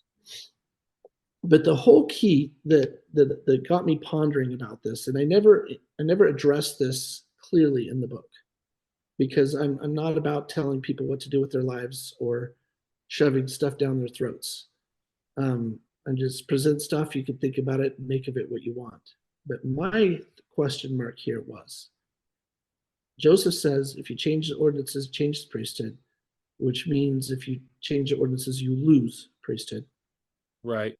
But then he also says the fullness of priesthood will never be taken from the earth. So somebody's got it. Right. It's out there. Maybe somebody's got it. From my rubbing shoulders with people and guesstimating, I'd guess there's less than 3 dozen guys on the planet that have it. But they're out there, and you can receive those blessings if you really want them, if you're looking for them, if you're trying to find them, if you're whatever. But when you find them, then you got to discern, right? Right. Well, I've heard anecdotally a guy who says, well, you know, I give second anointings while smoking a cigarette to kind of make a point. You know, I'm like, well, I don't know if I really receive a second anointing from a guy smoking a cigarette. Something about that feels wrong. You know, Right. And I get what he's trying to teach, and there's maybe some truth there, but it doesn't ring true to me that that's the proper way to receive your second anointing. No. So, you know, so you have to exercise discernment. You have to think about it, and at the end of the day, you got to look and say, who hasn't changed the ordinances, and maybe then you have to say, well, who's changed them the least? Who's kept the template at least? You know, and go through that piece of things. And the search is kind of tricky. And I used to see it a lot more black and white, and it was a little bit more clear to me because, you know, if immersion is a change, then dang it, changing the wording of the sacrament's a change, right? Right. So now I have to look at it a little bit more carefully and nuanced. but still, at the end of the day, I come to the same conclusion. I can't conclude that the people who have changed the ordinances the most are the ones with the most priesthood, unless they're growing and giving more light and knowledge and taking away pieces that really don't matter much or are inconsequential, but instead they're taking out massive pieces of stuff that are hugely important, including covenants now, you know. Right. Um, and those people as a whole don't understand the gospel better than the people of Joseph's day. Sorry, they don't. Anybody who bothers to spend some time reading on these topics will know that. And frankly, I mean, even if you read DNC 76 annotated, which isn't my opinions and thoughts, by the way, for anybody who doesn't know, it's just those are the early brethren teaching cross references to the scriptures and interpreting them. It's the early brethren interpreting, not me. Man, they give a whole boatload more information than I've ever heard in general conference, like Right. 100 times. It's amazing how much more they offered. Um, anyway, you have to look at all of those details with a little bit more nuance than before. But I mean, it's a challenging teaching. It's challenging on multiple levels, and even like in my position, I'm saying, well, Joseph restored the baptism, but you know, is it possible that Joseph didn't restore part of that ordinance the way it was supposed to be done because he grew up in a Victorian age when people couldn't accept it and the church never would have started, never would have took off the ground? Maybe, you know. I mean, so it brings up a lot of questions in my mind now that weren't there 20 years ago when I was first learning these things and first starting to study them. So if I might be this bold here, and correct me if I'm wrong, I think, at least for me, when I look back at stuff, I tend to look at I look at it with this idea of the waters are purest at their source, right? And Yep. certainly from a Yeah. latter-day tradition, those waters start with Joseph Smith and then trickle down, right? Yeah. In your Mm-hmm. opinion, I feel exactly the same way. what's that? I said I view it the exact same way. Okay. Yeah, I think the fountain is purest at its source. Okay. All right. So if that's the case, then is the safest assumption as we analyze these changes is to see how they square with what was originally revealed. And then in the absence of when they're originally revealed, right? Because we don't have a ton, like on the endowment, on what Joseph was doing exactly with those other brethren. And if I'm not mistaken, the ordinance really wasn't written down. It was kind of given to men to memorize certain parts of it, and then later was compiled. Is that correct? I don't think we really know that. I think we guess that. Okay. I would love to know the answer, but um, from the records we've got, I don't see any evidence that we've got a written record of what Joseph did. But at the same time, Joseph was really meticulous about record keeping. Right. On multiple levels. I have a hard time thinking that he said, Brigham, we don't have this quite right, but we figured it out and you'll get it together and add 3 hours worth of teachings. Right. I just, it's possible on a theoretical basis. Joseph wasn't like that. No. I mean, I don't see him being like that. He took such good records. It was super important. He says dozens of times in the last charge, I'm just completely crawling out of my skin. I'm really stressed. I've got to teach you guys all these things, and he had meetings with the 12 where he's teaching them all these things about the fullness of the priesthood. So it's possible he delineated all those things there, but didn't write them down. But they were keeping notes and he maybe instructed them to or something. But to have none at all, it doesn't square with what we know about Joseph to me. Yeah. Yeah. The other thing that I tend to look at, and again, I'm willing to be wrong on this, right? I tend to make Joseph kind of the ultimate authority here when it talks about this. So while we certainly can look at things like apocryphal records and those sorts of things and say, okay, so we have record, and I want to say that I know that I did have a friend who converted to Judaism, and one of the things was a ritualistic bath in living waters, so to speak, so not in a font, where you would bathe essentially naked to enter that. Yeah. If that's And the Muslims do that as well. right, right. However, who's to say that getting naked wasn't to change as well? Right? Did it start with having clothes on, and then later was changed to no, we should really do this without clothes on? And at some point, Drew, don't you have to be able to draw a hard line somewhere and say, okay, this is what I'm going to hedge to, so to speak, right? And so when I think of restoration, I think of a bringing forward what was lost. And that's why I tend to look at Joseph Smith and say, okay, I'm going to stop and end it here, right? This is kind of my guy. Yeah. But and I think you kind of alluded to it before, but and I want to point this out, that I don't see a lot of places where the Lord takes away a whole bunch, right? We have Exodus where Moses comes down and it was like you were saying, we're going to get, not give you the higher law, but the lower law. So I tend to look at Revelation as being, and again, correct me if I'm wrong here, I'm willing to be wrong on this, because Joseph does say we believe in everything the Lord has revealed and things he has yet to reveal in the articles of faith. I'm butchering that, right? Yeah. So I do think that there can be further revelation, but I feel like that revelation has to add to what we have and not take away. Yes. And that's where I kind of fall on this. And the other thing would be is, does it square with what's already been revealed as well, right? I don't think a revelation that completely overturns something Joseph did is within that pale of orthodoxy. And that's where I tend to run into issues is I think there's more revelation out there to be had, but it has to square with what's already been revealed. It can't conflict necessarily. Right. I agree in theory. However,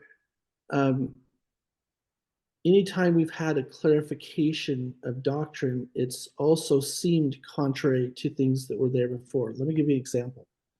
When D&C 76 was introduced to the saints, a lot of them were really upset about it because they said, we've been taught and the scriptures say you either go to heaven or you go to hell. And now you're telling us that these guys that were going to go to hell might go to the celestial kingdom, or they might go terrestrial, they might go celestial, but all these places are good places. This isn't like hell as we know it. And just said, well, hell is actually a temporary place, except for the sons of perdition. And so most people are never really going to stay in hell anyways. And in D&C 19, we have the Lord clarifying and saying, well, by eternal and everlasting punishment, I didn't mean that they would last forever. I meant it was eternal in nature, not in duration. That felt like a fundamental reversal of 2,000 years of Christian history. So while I agree with you, it doesn't, when you get to specific details of doctrines, it really does look contrary a lot of times when Joseph is revealing something that's lost and being restored. And because of that, I think when you see, Brigham says he didn't teach anything but Joseph taught. So I take him at his word for the most part, with some similar nuanced challenges there.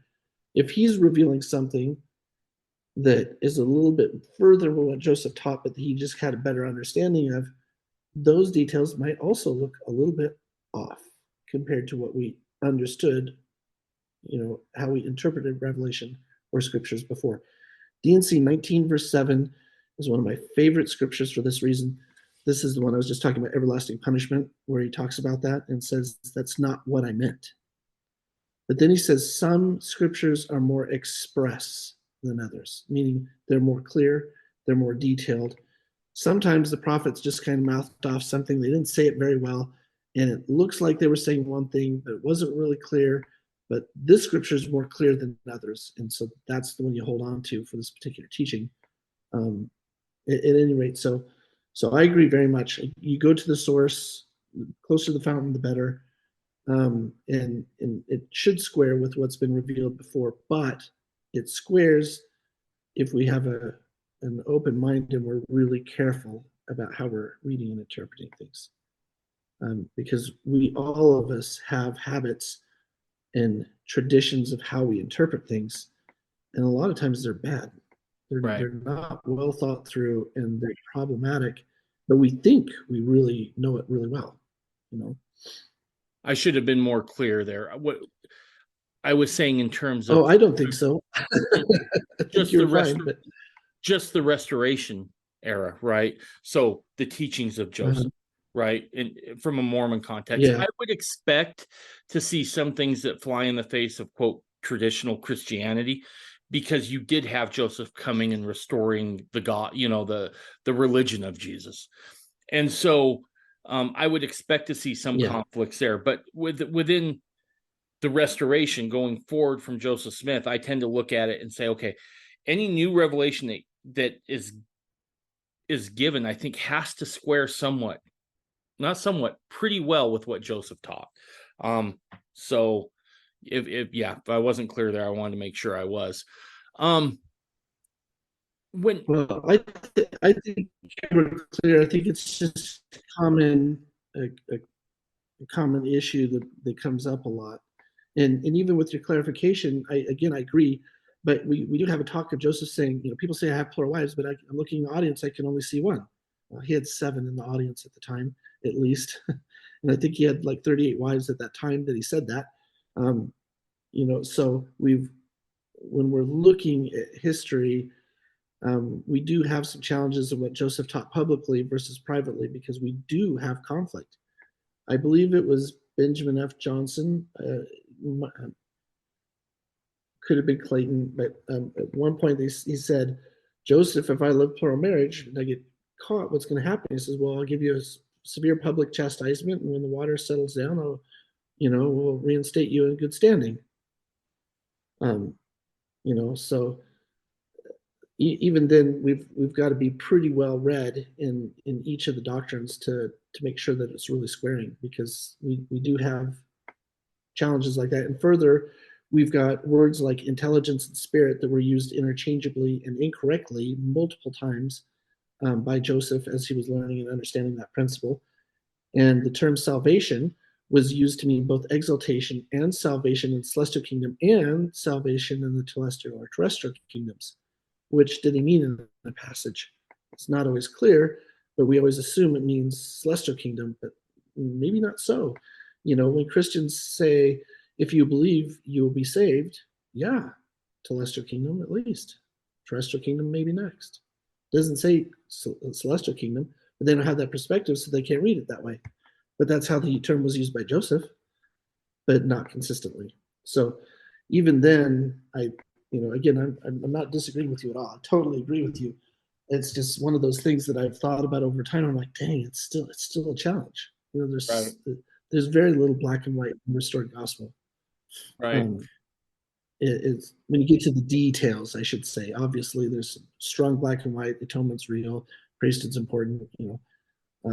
But when you start nailing down these little details, there's so many rabbit holes to go down. Yeah, and one of the things I learned early on when I became a fundamentalist was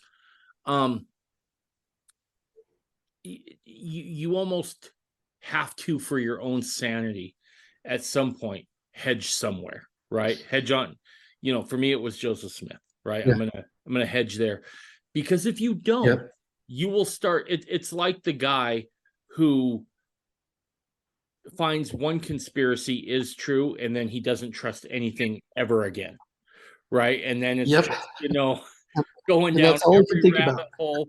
You go from holy crap, maybe there was a second shooter in the Kennedy assassination to now the earth is flat, right?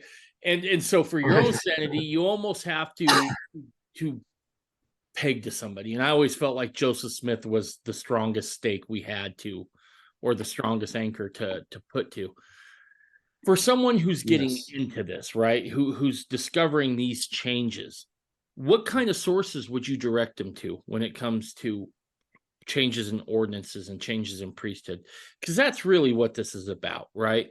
Like, don't get me wrong. I love the doctrine, the Adam God doctrine. I feel it puts me in proximity to deity. I love it about that. I love the principle of plural marriage. I feel like that's a godly principle that has certainly helped me become a better man. But when you whittle it all down, it really does kind of start with the ordinances and the priesthood.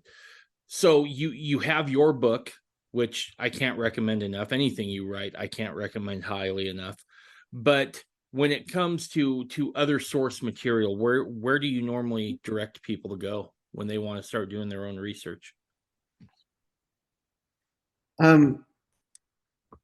Werger's Mystery of Godliness is number one.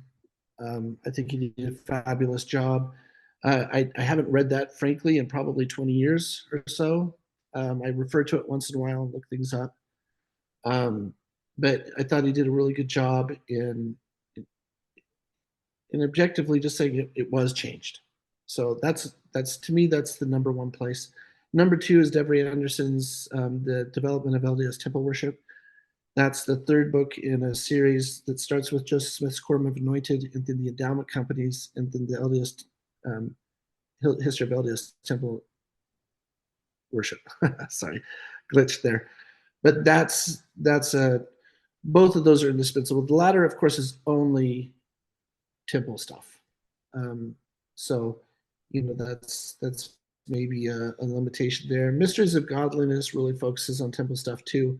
And I haven't read that in so long. I don't remember the tone of the book, if it's kind of anti-brethren, if it's objective. But I think it's either very deferential toward the brethren or fairly objective, or I wouldn't remember it so highly.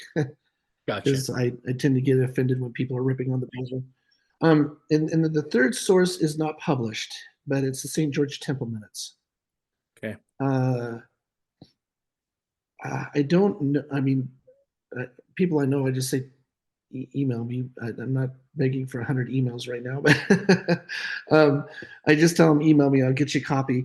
I don't remember where I got mine. I've seen it from time to time when sharing sources with other scholars. They'll send me a new copy with new formatting, but it's the same stuff. It can be a little bit dry. It's letters from somebody to somebody else, and people saying, today we had a temple meeting and this is what we discussed. And later on, it says somebody asked whether or not baby needs to be endowed. They died before they were 8, and one says yes. Later they say no, and later say yes again. Things like this. But I think that was very telling. One of the most interesting details in that book that I recall was somebody was asking, how much do we wear the garment? And he said, well, we wear the garment when we want to receive revelation. So wouldn't you want to be ready to receive revelation at any moment of the day? So you should wear it 24/7. And personally, I think that's where the innovation came from, that they wear garment 24/7. I don't think that Joseph never taught that. He taught them not to wear it when they were in danger for wearing it, which you could say is an anomaly. Fair enough. But he also didn't wear it when he was going to martyrdom, knowing he was going to be martyred. Again, you could say it's an anomaly. But when Benjamin S. Johnson in 1904 writes to, I think it was George S. Gibbs in the first presidency, they said, was Joseph wearing the garment at this time? And his response wasn't, well, there was this anomalous situation or there was an exception to the rule. He says, have you ever been in Nauvoo in the middle of the summer? Are you kidding me? What idiot is going to wear that long sleeve, long pant like thing in the middle of late July in Nauvoo? It's too hot. You can't breathe. You can't move in it. That's kind of I'm adding to his words a little bit, but that's his point. You know, Right. so I personally think that's an innovation, and that's something you get in St. George Temple Minutes. It's an amazing source. So many good things in there, and those are the three primary sources. I'm sure there are articles out there that are really good. I've seen some on different topics that looked really interesting and skimmed over them and said, "Wow, that's really cool." But I I kind of quit looking at all of the actual changes that were made when I read Devery's book because it was super depressing to me. It made me just Right. feel awful. Right. Um, Wilford Woodruff makes abundantly clear, and I think some of the other brothers were similarly or equally clear. These ordinances aren't just for this earth. You don't go make another earth and give different ordinances. They taught Right. all the gods through all eternity use the same ordinances. And even if you're looking at a template format as opposed to specifics, um, I don't think we've got any business changing those. And Right. and I think especially at this time of our dispensation, even if somebody is inclined to want to change something that maybe is okay to change, I I won't do it anyways. I read the sacrament word for word every time I give it to my family. I know I don't have to. I hate King James English. I think that's a destroyer of many of our understandings. Um, but I use that King James English just as it's found in the NC20, even though I know Brigham didn't do it, um, because I just really want to retain that kind of concept with my kids. And I think if we're going to err, I'd rather err by being too strict and insisting upon a detail that maybe wasn't necessary rather than being the one necessary to say, oh, well, Drew's family line quit having a priest about here because he started changing crap, you know, Right. and put that on somebody else's shoulders. I don't want it on mine, you know. Right. Um, at any rate, so those are the three sources I would suggest people read. My book is just kind of like what we discussed today to say this is what Joseph taught about it. This is what he said was okay and maybe not okay, and this is what's unclear. But he also taught don't change principles. He also taught don't change laws. He also said don't change the gospel at all. They're all eternal. But then we have pieces of them that aren't eternal and that are changed. So um, I address issues like that. And let me just throw out one quick example of that. I throw these things out for people to think about and say, how do I reconcile that? So we recognize Old Testament laws were changed by Christ, right? He says so. I've Right. come to not destroy them, but to fulfill them. And then he says, don't do this anymore. Do this instead. Don't do this anymore. Do this instead. Well, then we're in the temple endowment. We're told to obey laws as contained in the Old Testament. Well, okay, so I'm supposed to, if I'm in the army, then it's okay for me to go kill somebody, steal his wife, and take her home with me, as long as I shave her head, cut her nails, and make her put ashes on, and I don't touch her for 30 days. It's okay. You know, that's Old Testament law. I'm supposed to follow that still. Um, those changing laws are part of the unchanging ordinance. So that could mean one of two things. One, it can mean you're expected to figure it out and know which ones are superseded and which ones aren't. Or two, you're supposed to follow it anyway. So Right. either way, there's a big challenge there. But understanding that challenge has me approach it differently, right? Right. So when you put this book out, what do you hope it does for people when they pick it up? Let's say the average mainstreamer, when they pick this book up, what do you hope they get out of it? Um, usually this has been a challenge for me. Usually when I write a book, I'm like, this is what people are going to learn from this. And this is what when I wrote Joseph Smith's Doctrine and Insights, Last Church Transfiguration, I thought this is what people are going to learn from this. This wasn't an isolated meeting. This was not a Council of 50 charge. This was given at least a dozen times from hundreds and hundreds of people. And our understanding that this is proof of Liberanism is false. Maybe there's something there. I'm not discounting all their claims, but that's not good enough. We've got too much information. So that's kind of what I expect people to pull out of it. And plus, I would hope that they would read and see that Joseph was preparing the saints to follow the 12. And that transfiguration, all those accounts are very faith promoting, that would help strengthen people's testimony and restoration through the entire Brigham Young administration. That's something I'd hope to get out of that. This book's different. This book, I would love to be able to say, hey, here's where you can go get your second anointing. But I don't feel like that's my place, nor is it the purpose of the book. But at the end of the day, that's what we should be striving for. And I would hope it would at least awaken in people to look at whatever organization they're at and say, well, have they changed things? Pretty much, yeah, somewhere. How much? Is it enough? Is it not enough? The second anointing ordinance itself encourages you to give that ordinance to other people.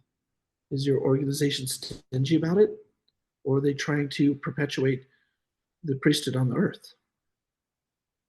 And I grant you don't want to give it to people unworthily. You don't want to be throwing it on people who are schmucks that don't really care and aren't going to live the gospel and get stuck in the head that they're awesome now and start doing crazy crap like a lot of fundamentalists do. There's that too. But do they understand the injunction that they're supposed to be preparing people on giving that ordinance to them? That's an important part of it. Then that should be part of their teachings. And if it's not, at whatever level people are at, I just hope that they would look and say, Joseph's either a prophet or he's not. If he's a prophet, he's warning me something here. He's warning us. And Paul warned the Jews too. That's where Joseph got this teaching from. And is there anything to these warnings? And I think if we look at our history, we say, unfortunately, yeah. Isaiah prophesied our generation would be changing the ordinances, and the earth would be cursed and devoured because of it. Do I blow him off too? Jesus says, greater the words of Isaiah, follow him, you'll listen to him. Well, except for that, he was wrong. The modern day prophets know better. I would hope people would at least stop and think about it. And if you come to the conclusion, well, I think these are just template changes. It's the template's there. It's okay. Well, I hope you're at least a little bit better off than being lazy about it, not caring at all, But I hope it just opens eyes to people and get them to think deeper about these things. I also think at the same time, I think it's important to recognize that Joseph, in giving us these warnings, also gave us hope. This priesthood, the fullness of the priesthood won't be taken. So where are you going to get it? Where are you going to find it? Well, pray about it. Find out. But at the end of the day, he promised us it would be here and it would be available for people who really want it. And I think that's important for people to know, especially a lot of new fundamentalists. You're like, oh, you're mad at the church for a while, which I don't think is healthy, but I understand. I get it. But they're mad at the church for a while, and they're like, well, I got to find the one guy with the keys. And they look around and they don't find it. And they're like, shoot, like, okay, I got to find two guys with the keys. Like, what's going on here? And they go through all these angsty, stressful transition periods where they're trying to figure this out because everything's contrary to what they've been taught in the church. But then they find all these things substantiated by the early brethren. And the deeper you dive in the early brethren, the more substantiated you find all these fundamentalist teachings, broadly speaking, because obviously we contradict each other, depending on which group you're in or whatever. I think a fundamental important part of the gospel is that God is not a God of despair. He's not a God of, well, you got sucky into the deal, so tough luck. He's not a God of, well, I gave the opportunity to Joseph, and he promised everybody to keep it. They would have these, but you're not going to get it. God's not like that. He's given a promise through Joseph that fullness of priesthood will not be lost from the earth. Why? To give you hope. Right. Maybe you're not going to find who's got it right away. Maybe you're going to join a group and think they're just awesome, and then you find out how corrupt they are, and you got to deal with that, and then you go somewhere else, you have the same problem, whatever. Maybe that's your journey. That happens to a lot of people, and frankly, it's a difficult time to be a follower of Joseph. And so if that's you, then at least have that knowledge of hope that he offers in those prophecies, and get a testimony of it. Pray about it. Find out for yourself, And once you've got that, you got something to hold on to. And then you just look around and say, who's changed the priesthood ordinances the least, or that looks like they kept the template as much as you possibly can. I don't know how else to describe that, but there are standards he offers to hold on to. There's one more message in the book that I'd like to throw out there that I haven't discussed at all. And that's this. There's a book called The Gospel of Kylity. It's got its own controversy because what in fundamentalism or Christianity doesn't have controversy? But it purports to be written by the original apostles gathering together and saying, let's remind each other of everything Christ ever taught us. And there's something in there that there are a few teachings in there that have really impacted me personally. And it goes back to this idea of God gave the Israelites the Old Testament laws as a cursing to them. And further, Christ, in the Gospel of Kylity, it says it even better. In Mark chapter 10, Pharisees come and Sadducees come to Jesus. Pharisees both. Whatever, it was the religious guys come to him. I think it was just Pharisees. And they come to him and said, Moses said that we could get a bill of divorcement, but what do you say? And it was a trick question because they're trying to trap him in it. And in the Gospel of Kylity, it answers the same as Mark chapter 10, but it adds this. He says, what says the spokesman of God on this issue? And he's talking about Moses. And they said, well, he allowed us divorce.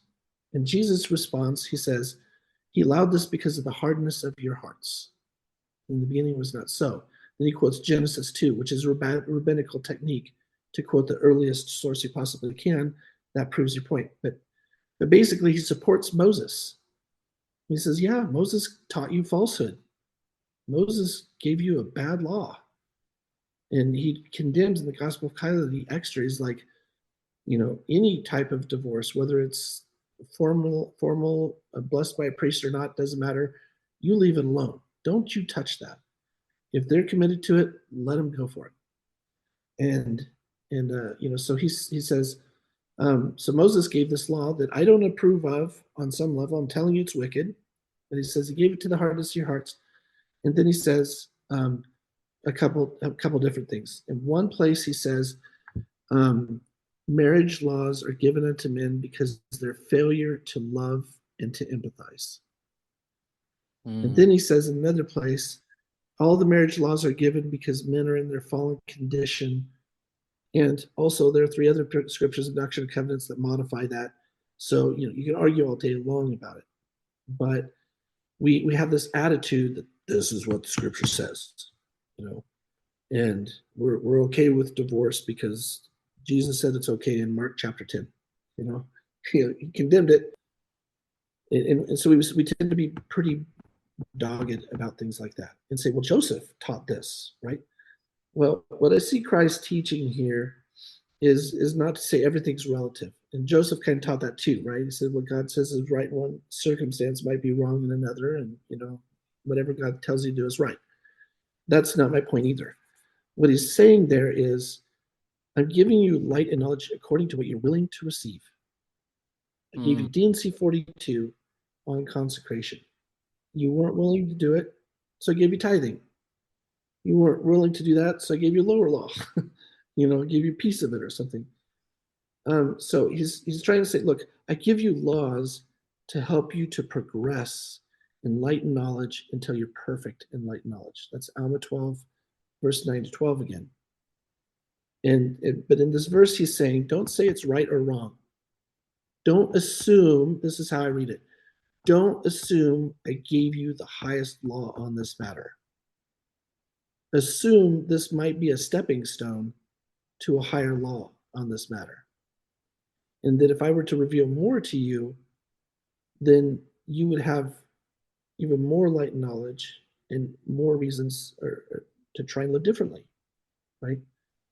And I think this is super crucial. In the book I mentioned briefly, if the law of tithing was given first, then you have people be like, well, Dave, I see that you paid according to your net value, and I really think you should be paying according to your gross income, right? And then you have somebody else say, well, Brother Dave does pay according to his gross income, but he's supposed to be doing it on his surplus or his increase. Well, I don't think he's doing it right. And we bicker and gripe about all these things, right? Right. And we're trying to live perfectly according to this law. But isn't that missing the whole purpose? Tithing isn't about that you get this certain percentage. Tithing is, if you do it the way Joseph taught through Edward Partridge, and you do it on increase, not income, it's a tiny amount. What's the purpose? Well, you pay tithing and you feel good. Like, brother so-and-so needed that money, and now he's got some, and he's not hurting now. And I love brother so-and-so, and I'm glad that he's doing better now. And I contributed to that because I pay tithing, and I feel good. Well, that's what it's for, right? Right. Now, are you ready to consecrate now? You want to give more of your money now to more people and bless more people? That's the purpose of tithing. It's a stupid law by itself. It's maybe not even an eternal law. It's a stepping stone to consecration. You know, if you're consecrating, you're paying more than tithing. You don't need tithing. Right. You know, you're not calculating anything. You're just saying, I've got all this extra money and I'm going to give it away to whoever needs it. And you're not worried about what the percentage is and how many points it's going to take off of your tax deductions and crap. You're just doing it because you love your fellow man. And so his point there is saying, look at this law not as the end all be all and bickering about the details. Look at it as a stepping stone to your exaltation, your stepping stone to your salvation, and ask, if Christ were going to reveal more to me, how would that change how I live? Well, how would that make me better? And that's a totally different attitude. Now I'm not saying, well, Brother Dave pays on gross. And I think that's really pedantic. You should be paying on net, and get rid of those stupid Pharisaical attitudes about the gospel and look at it more as I'm trying to improve you as a person. Another thing the Gospel of Kyle points out that's similar to this that I really love is he's got multiple people coming to him for advice. And one guy, he says, I want you to stay and keep your business because you employ a lot of people. Another time he says, sell all that you have and follow me. Another time he says, well, do you give charity or do you hire people? He says, well, I do charity. He says, well, increase, do more charity. And he's giving all these guys different advices. And one of the disciples says, Lord, you tell people different things.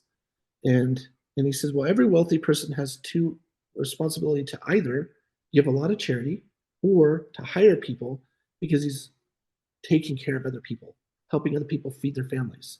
That's the whole point, But he says, I give different laws to different men because some men are good businessmen and can make more money and hire more people. And some guys make a boatload of money, but they don't like supervising people.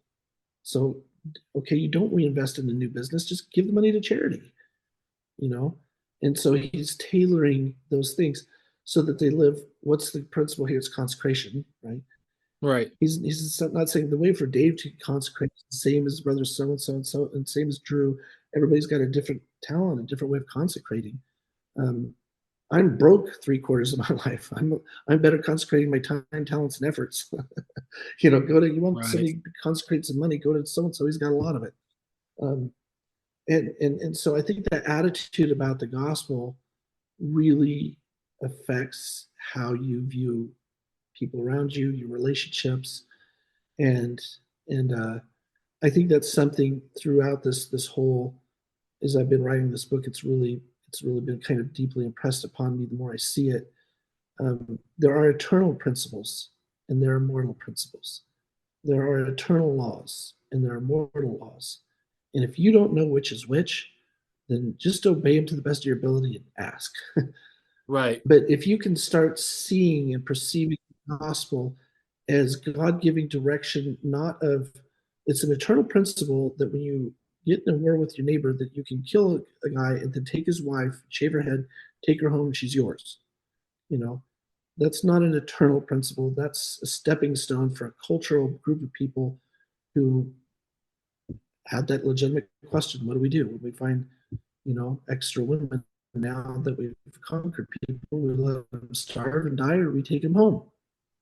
And he says, well, in your culture, this is probably the best thing to do. Leave her alone for a while, give her time to grieve, you know, and treat her, so cut her hair off so she doesn't look enticing to you, and put her in sackcloth and ashes so she looks ugly to you. So you leave her alone for a month, give her time to grieve her husband. Jeez, and then if you still want her, then she can be your wife. That's clearly not an eternal principle. And that's an easy example. That's why I give it, because it's super easy to see that's not eternal principle.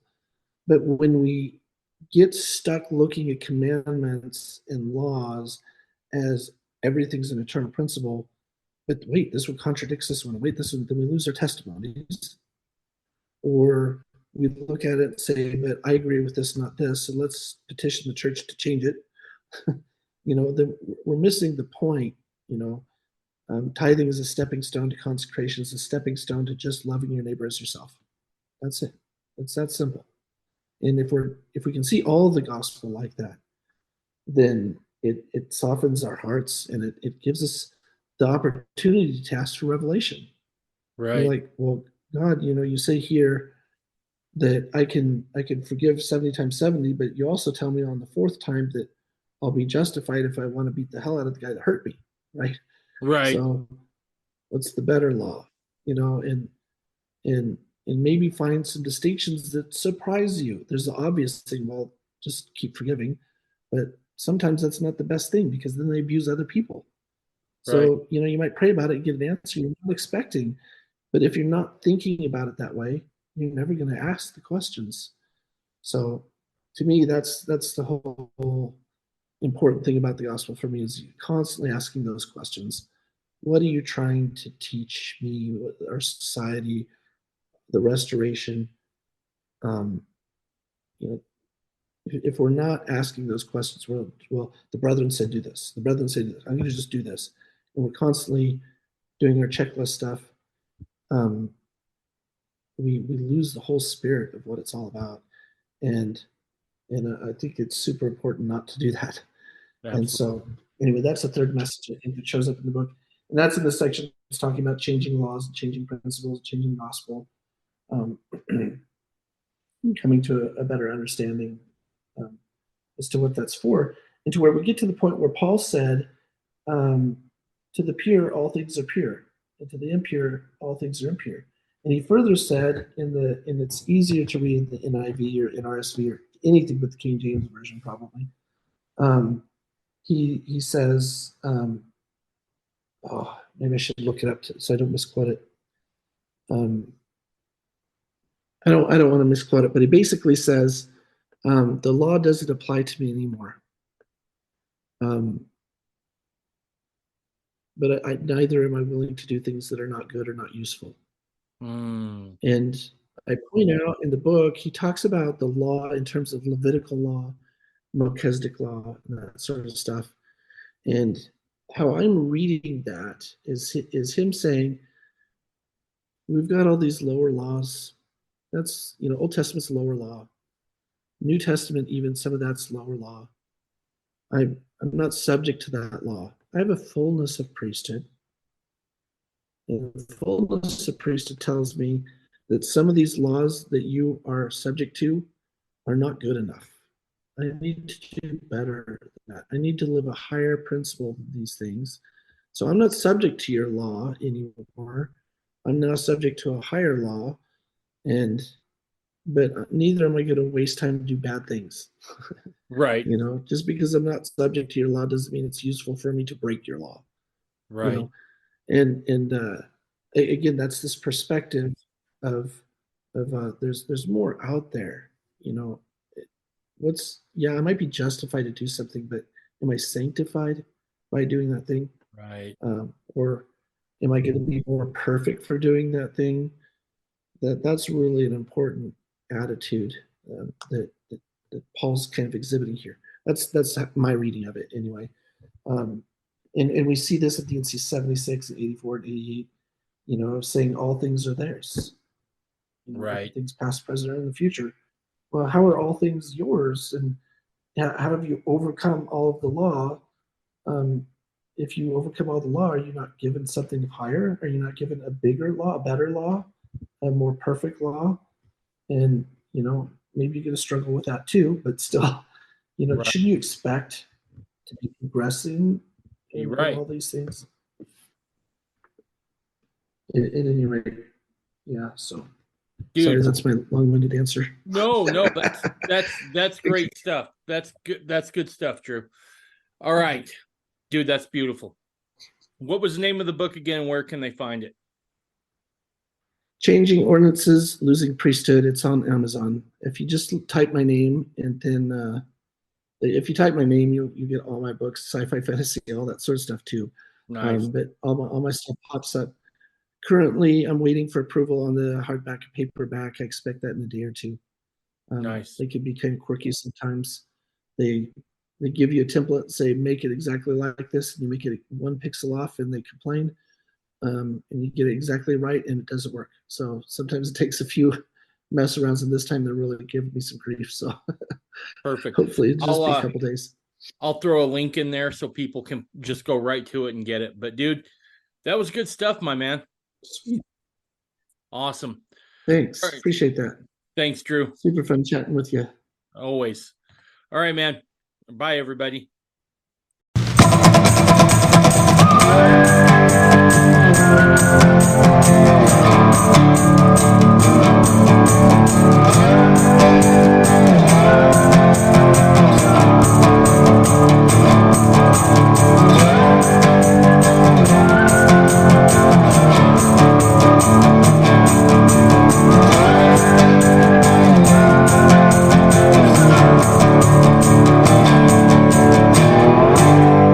Listening to the Mormon Renegade Podcast.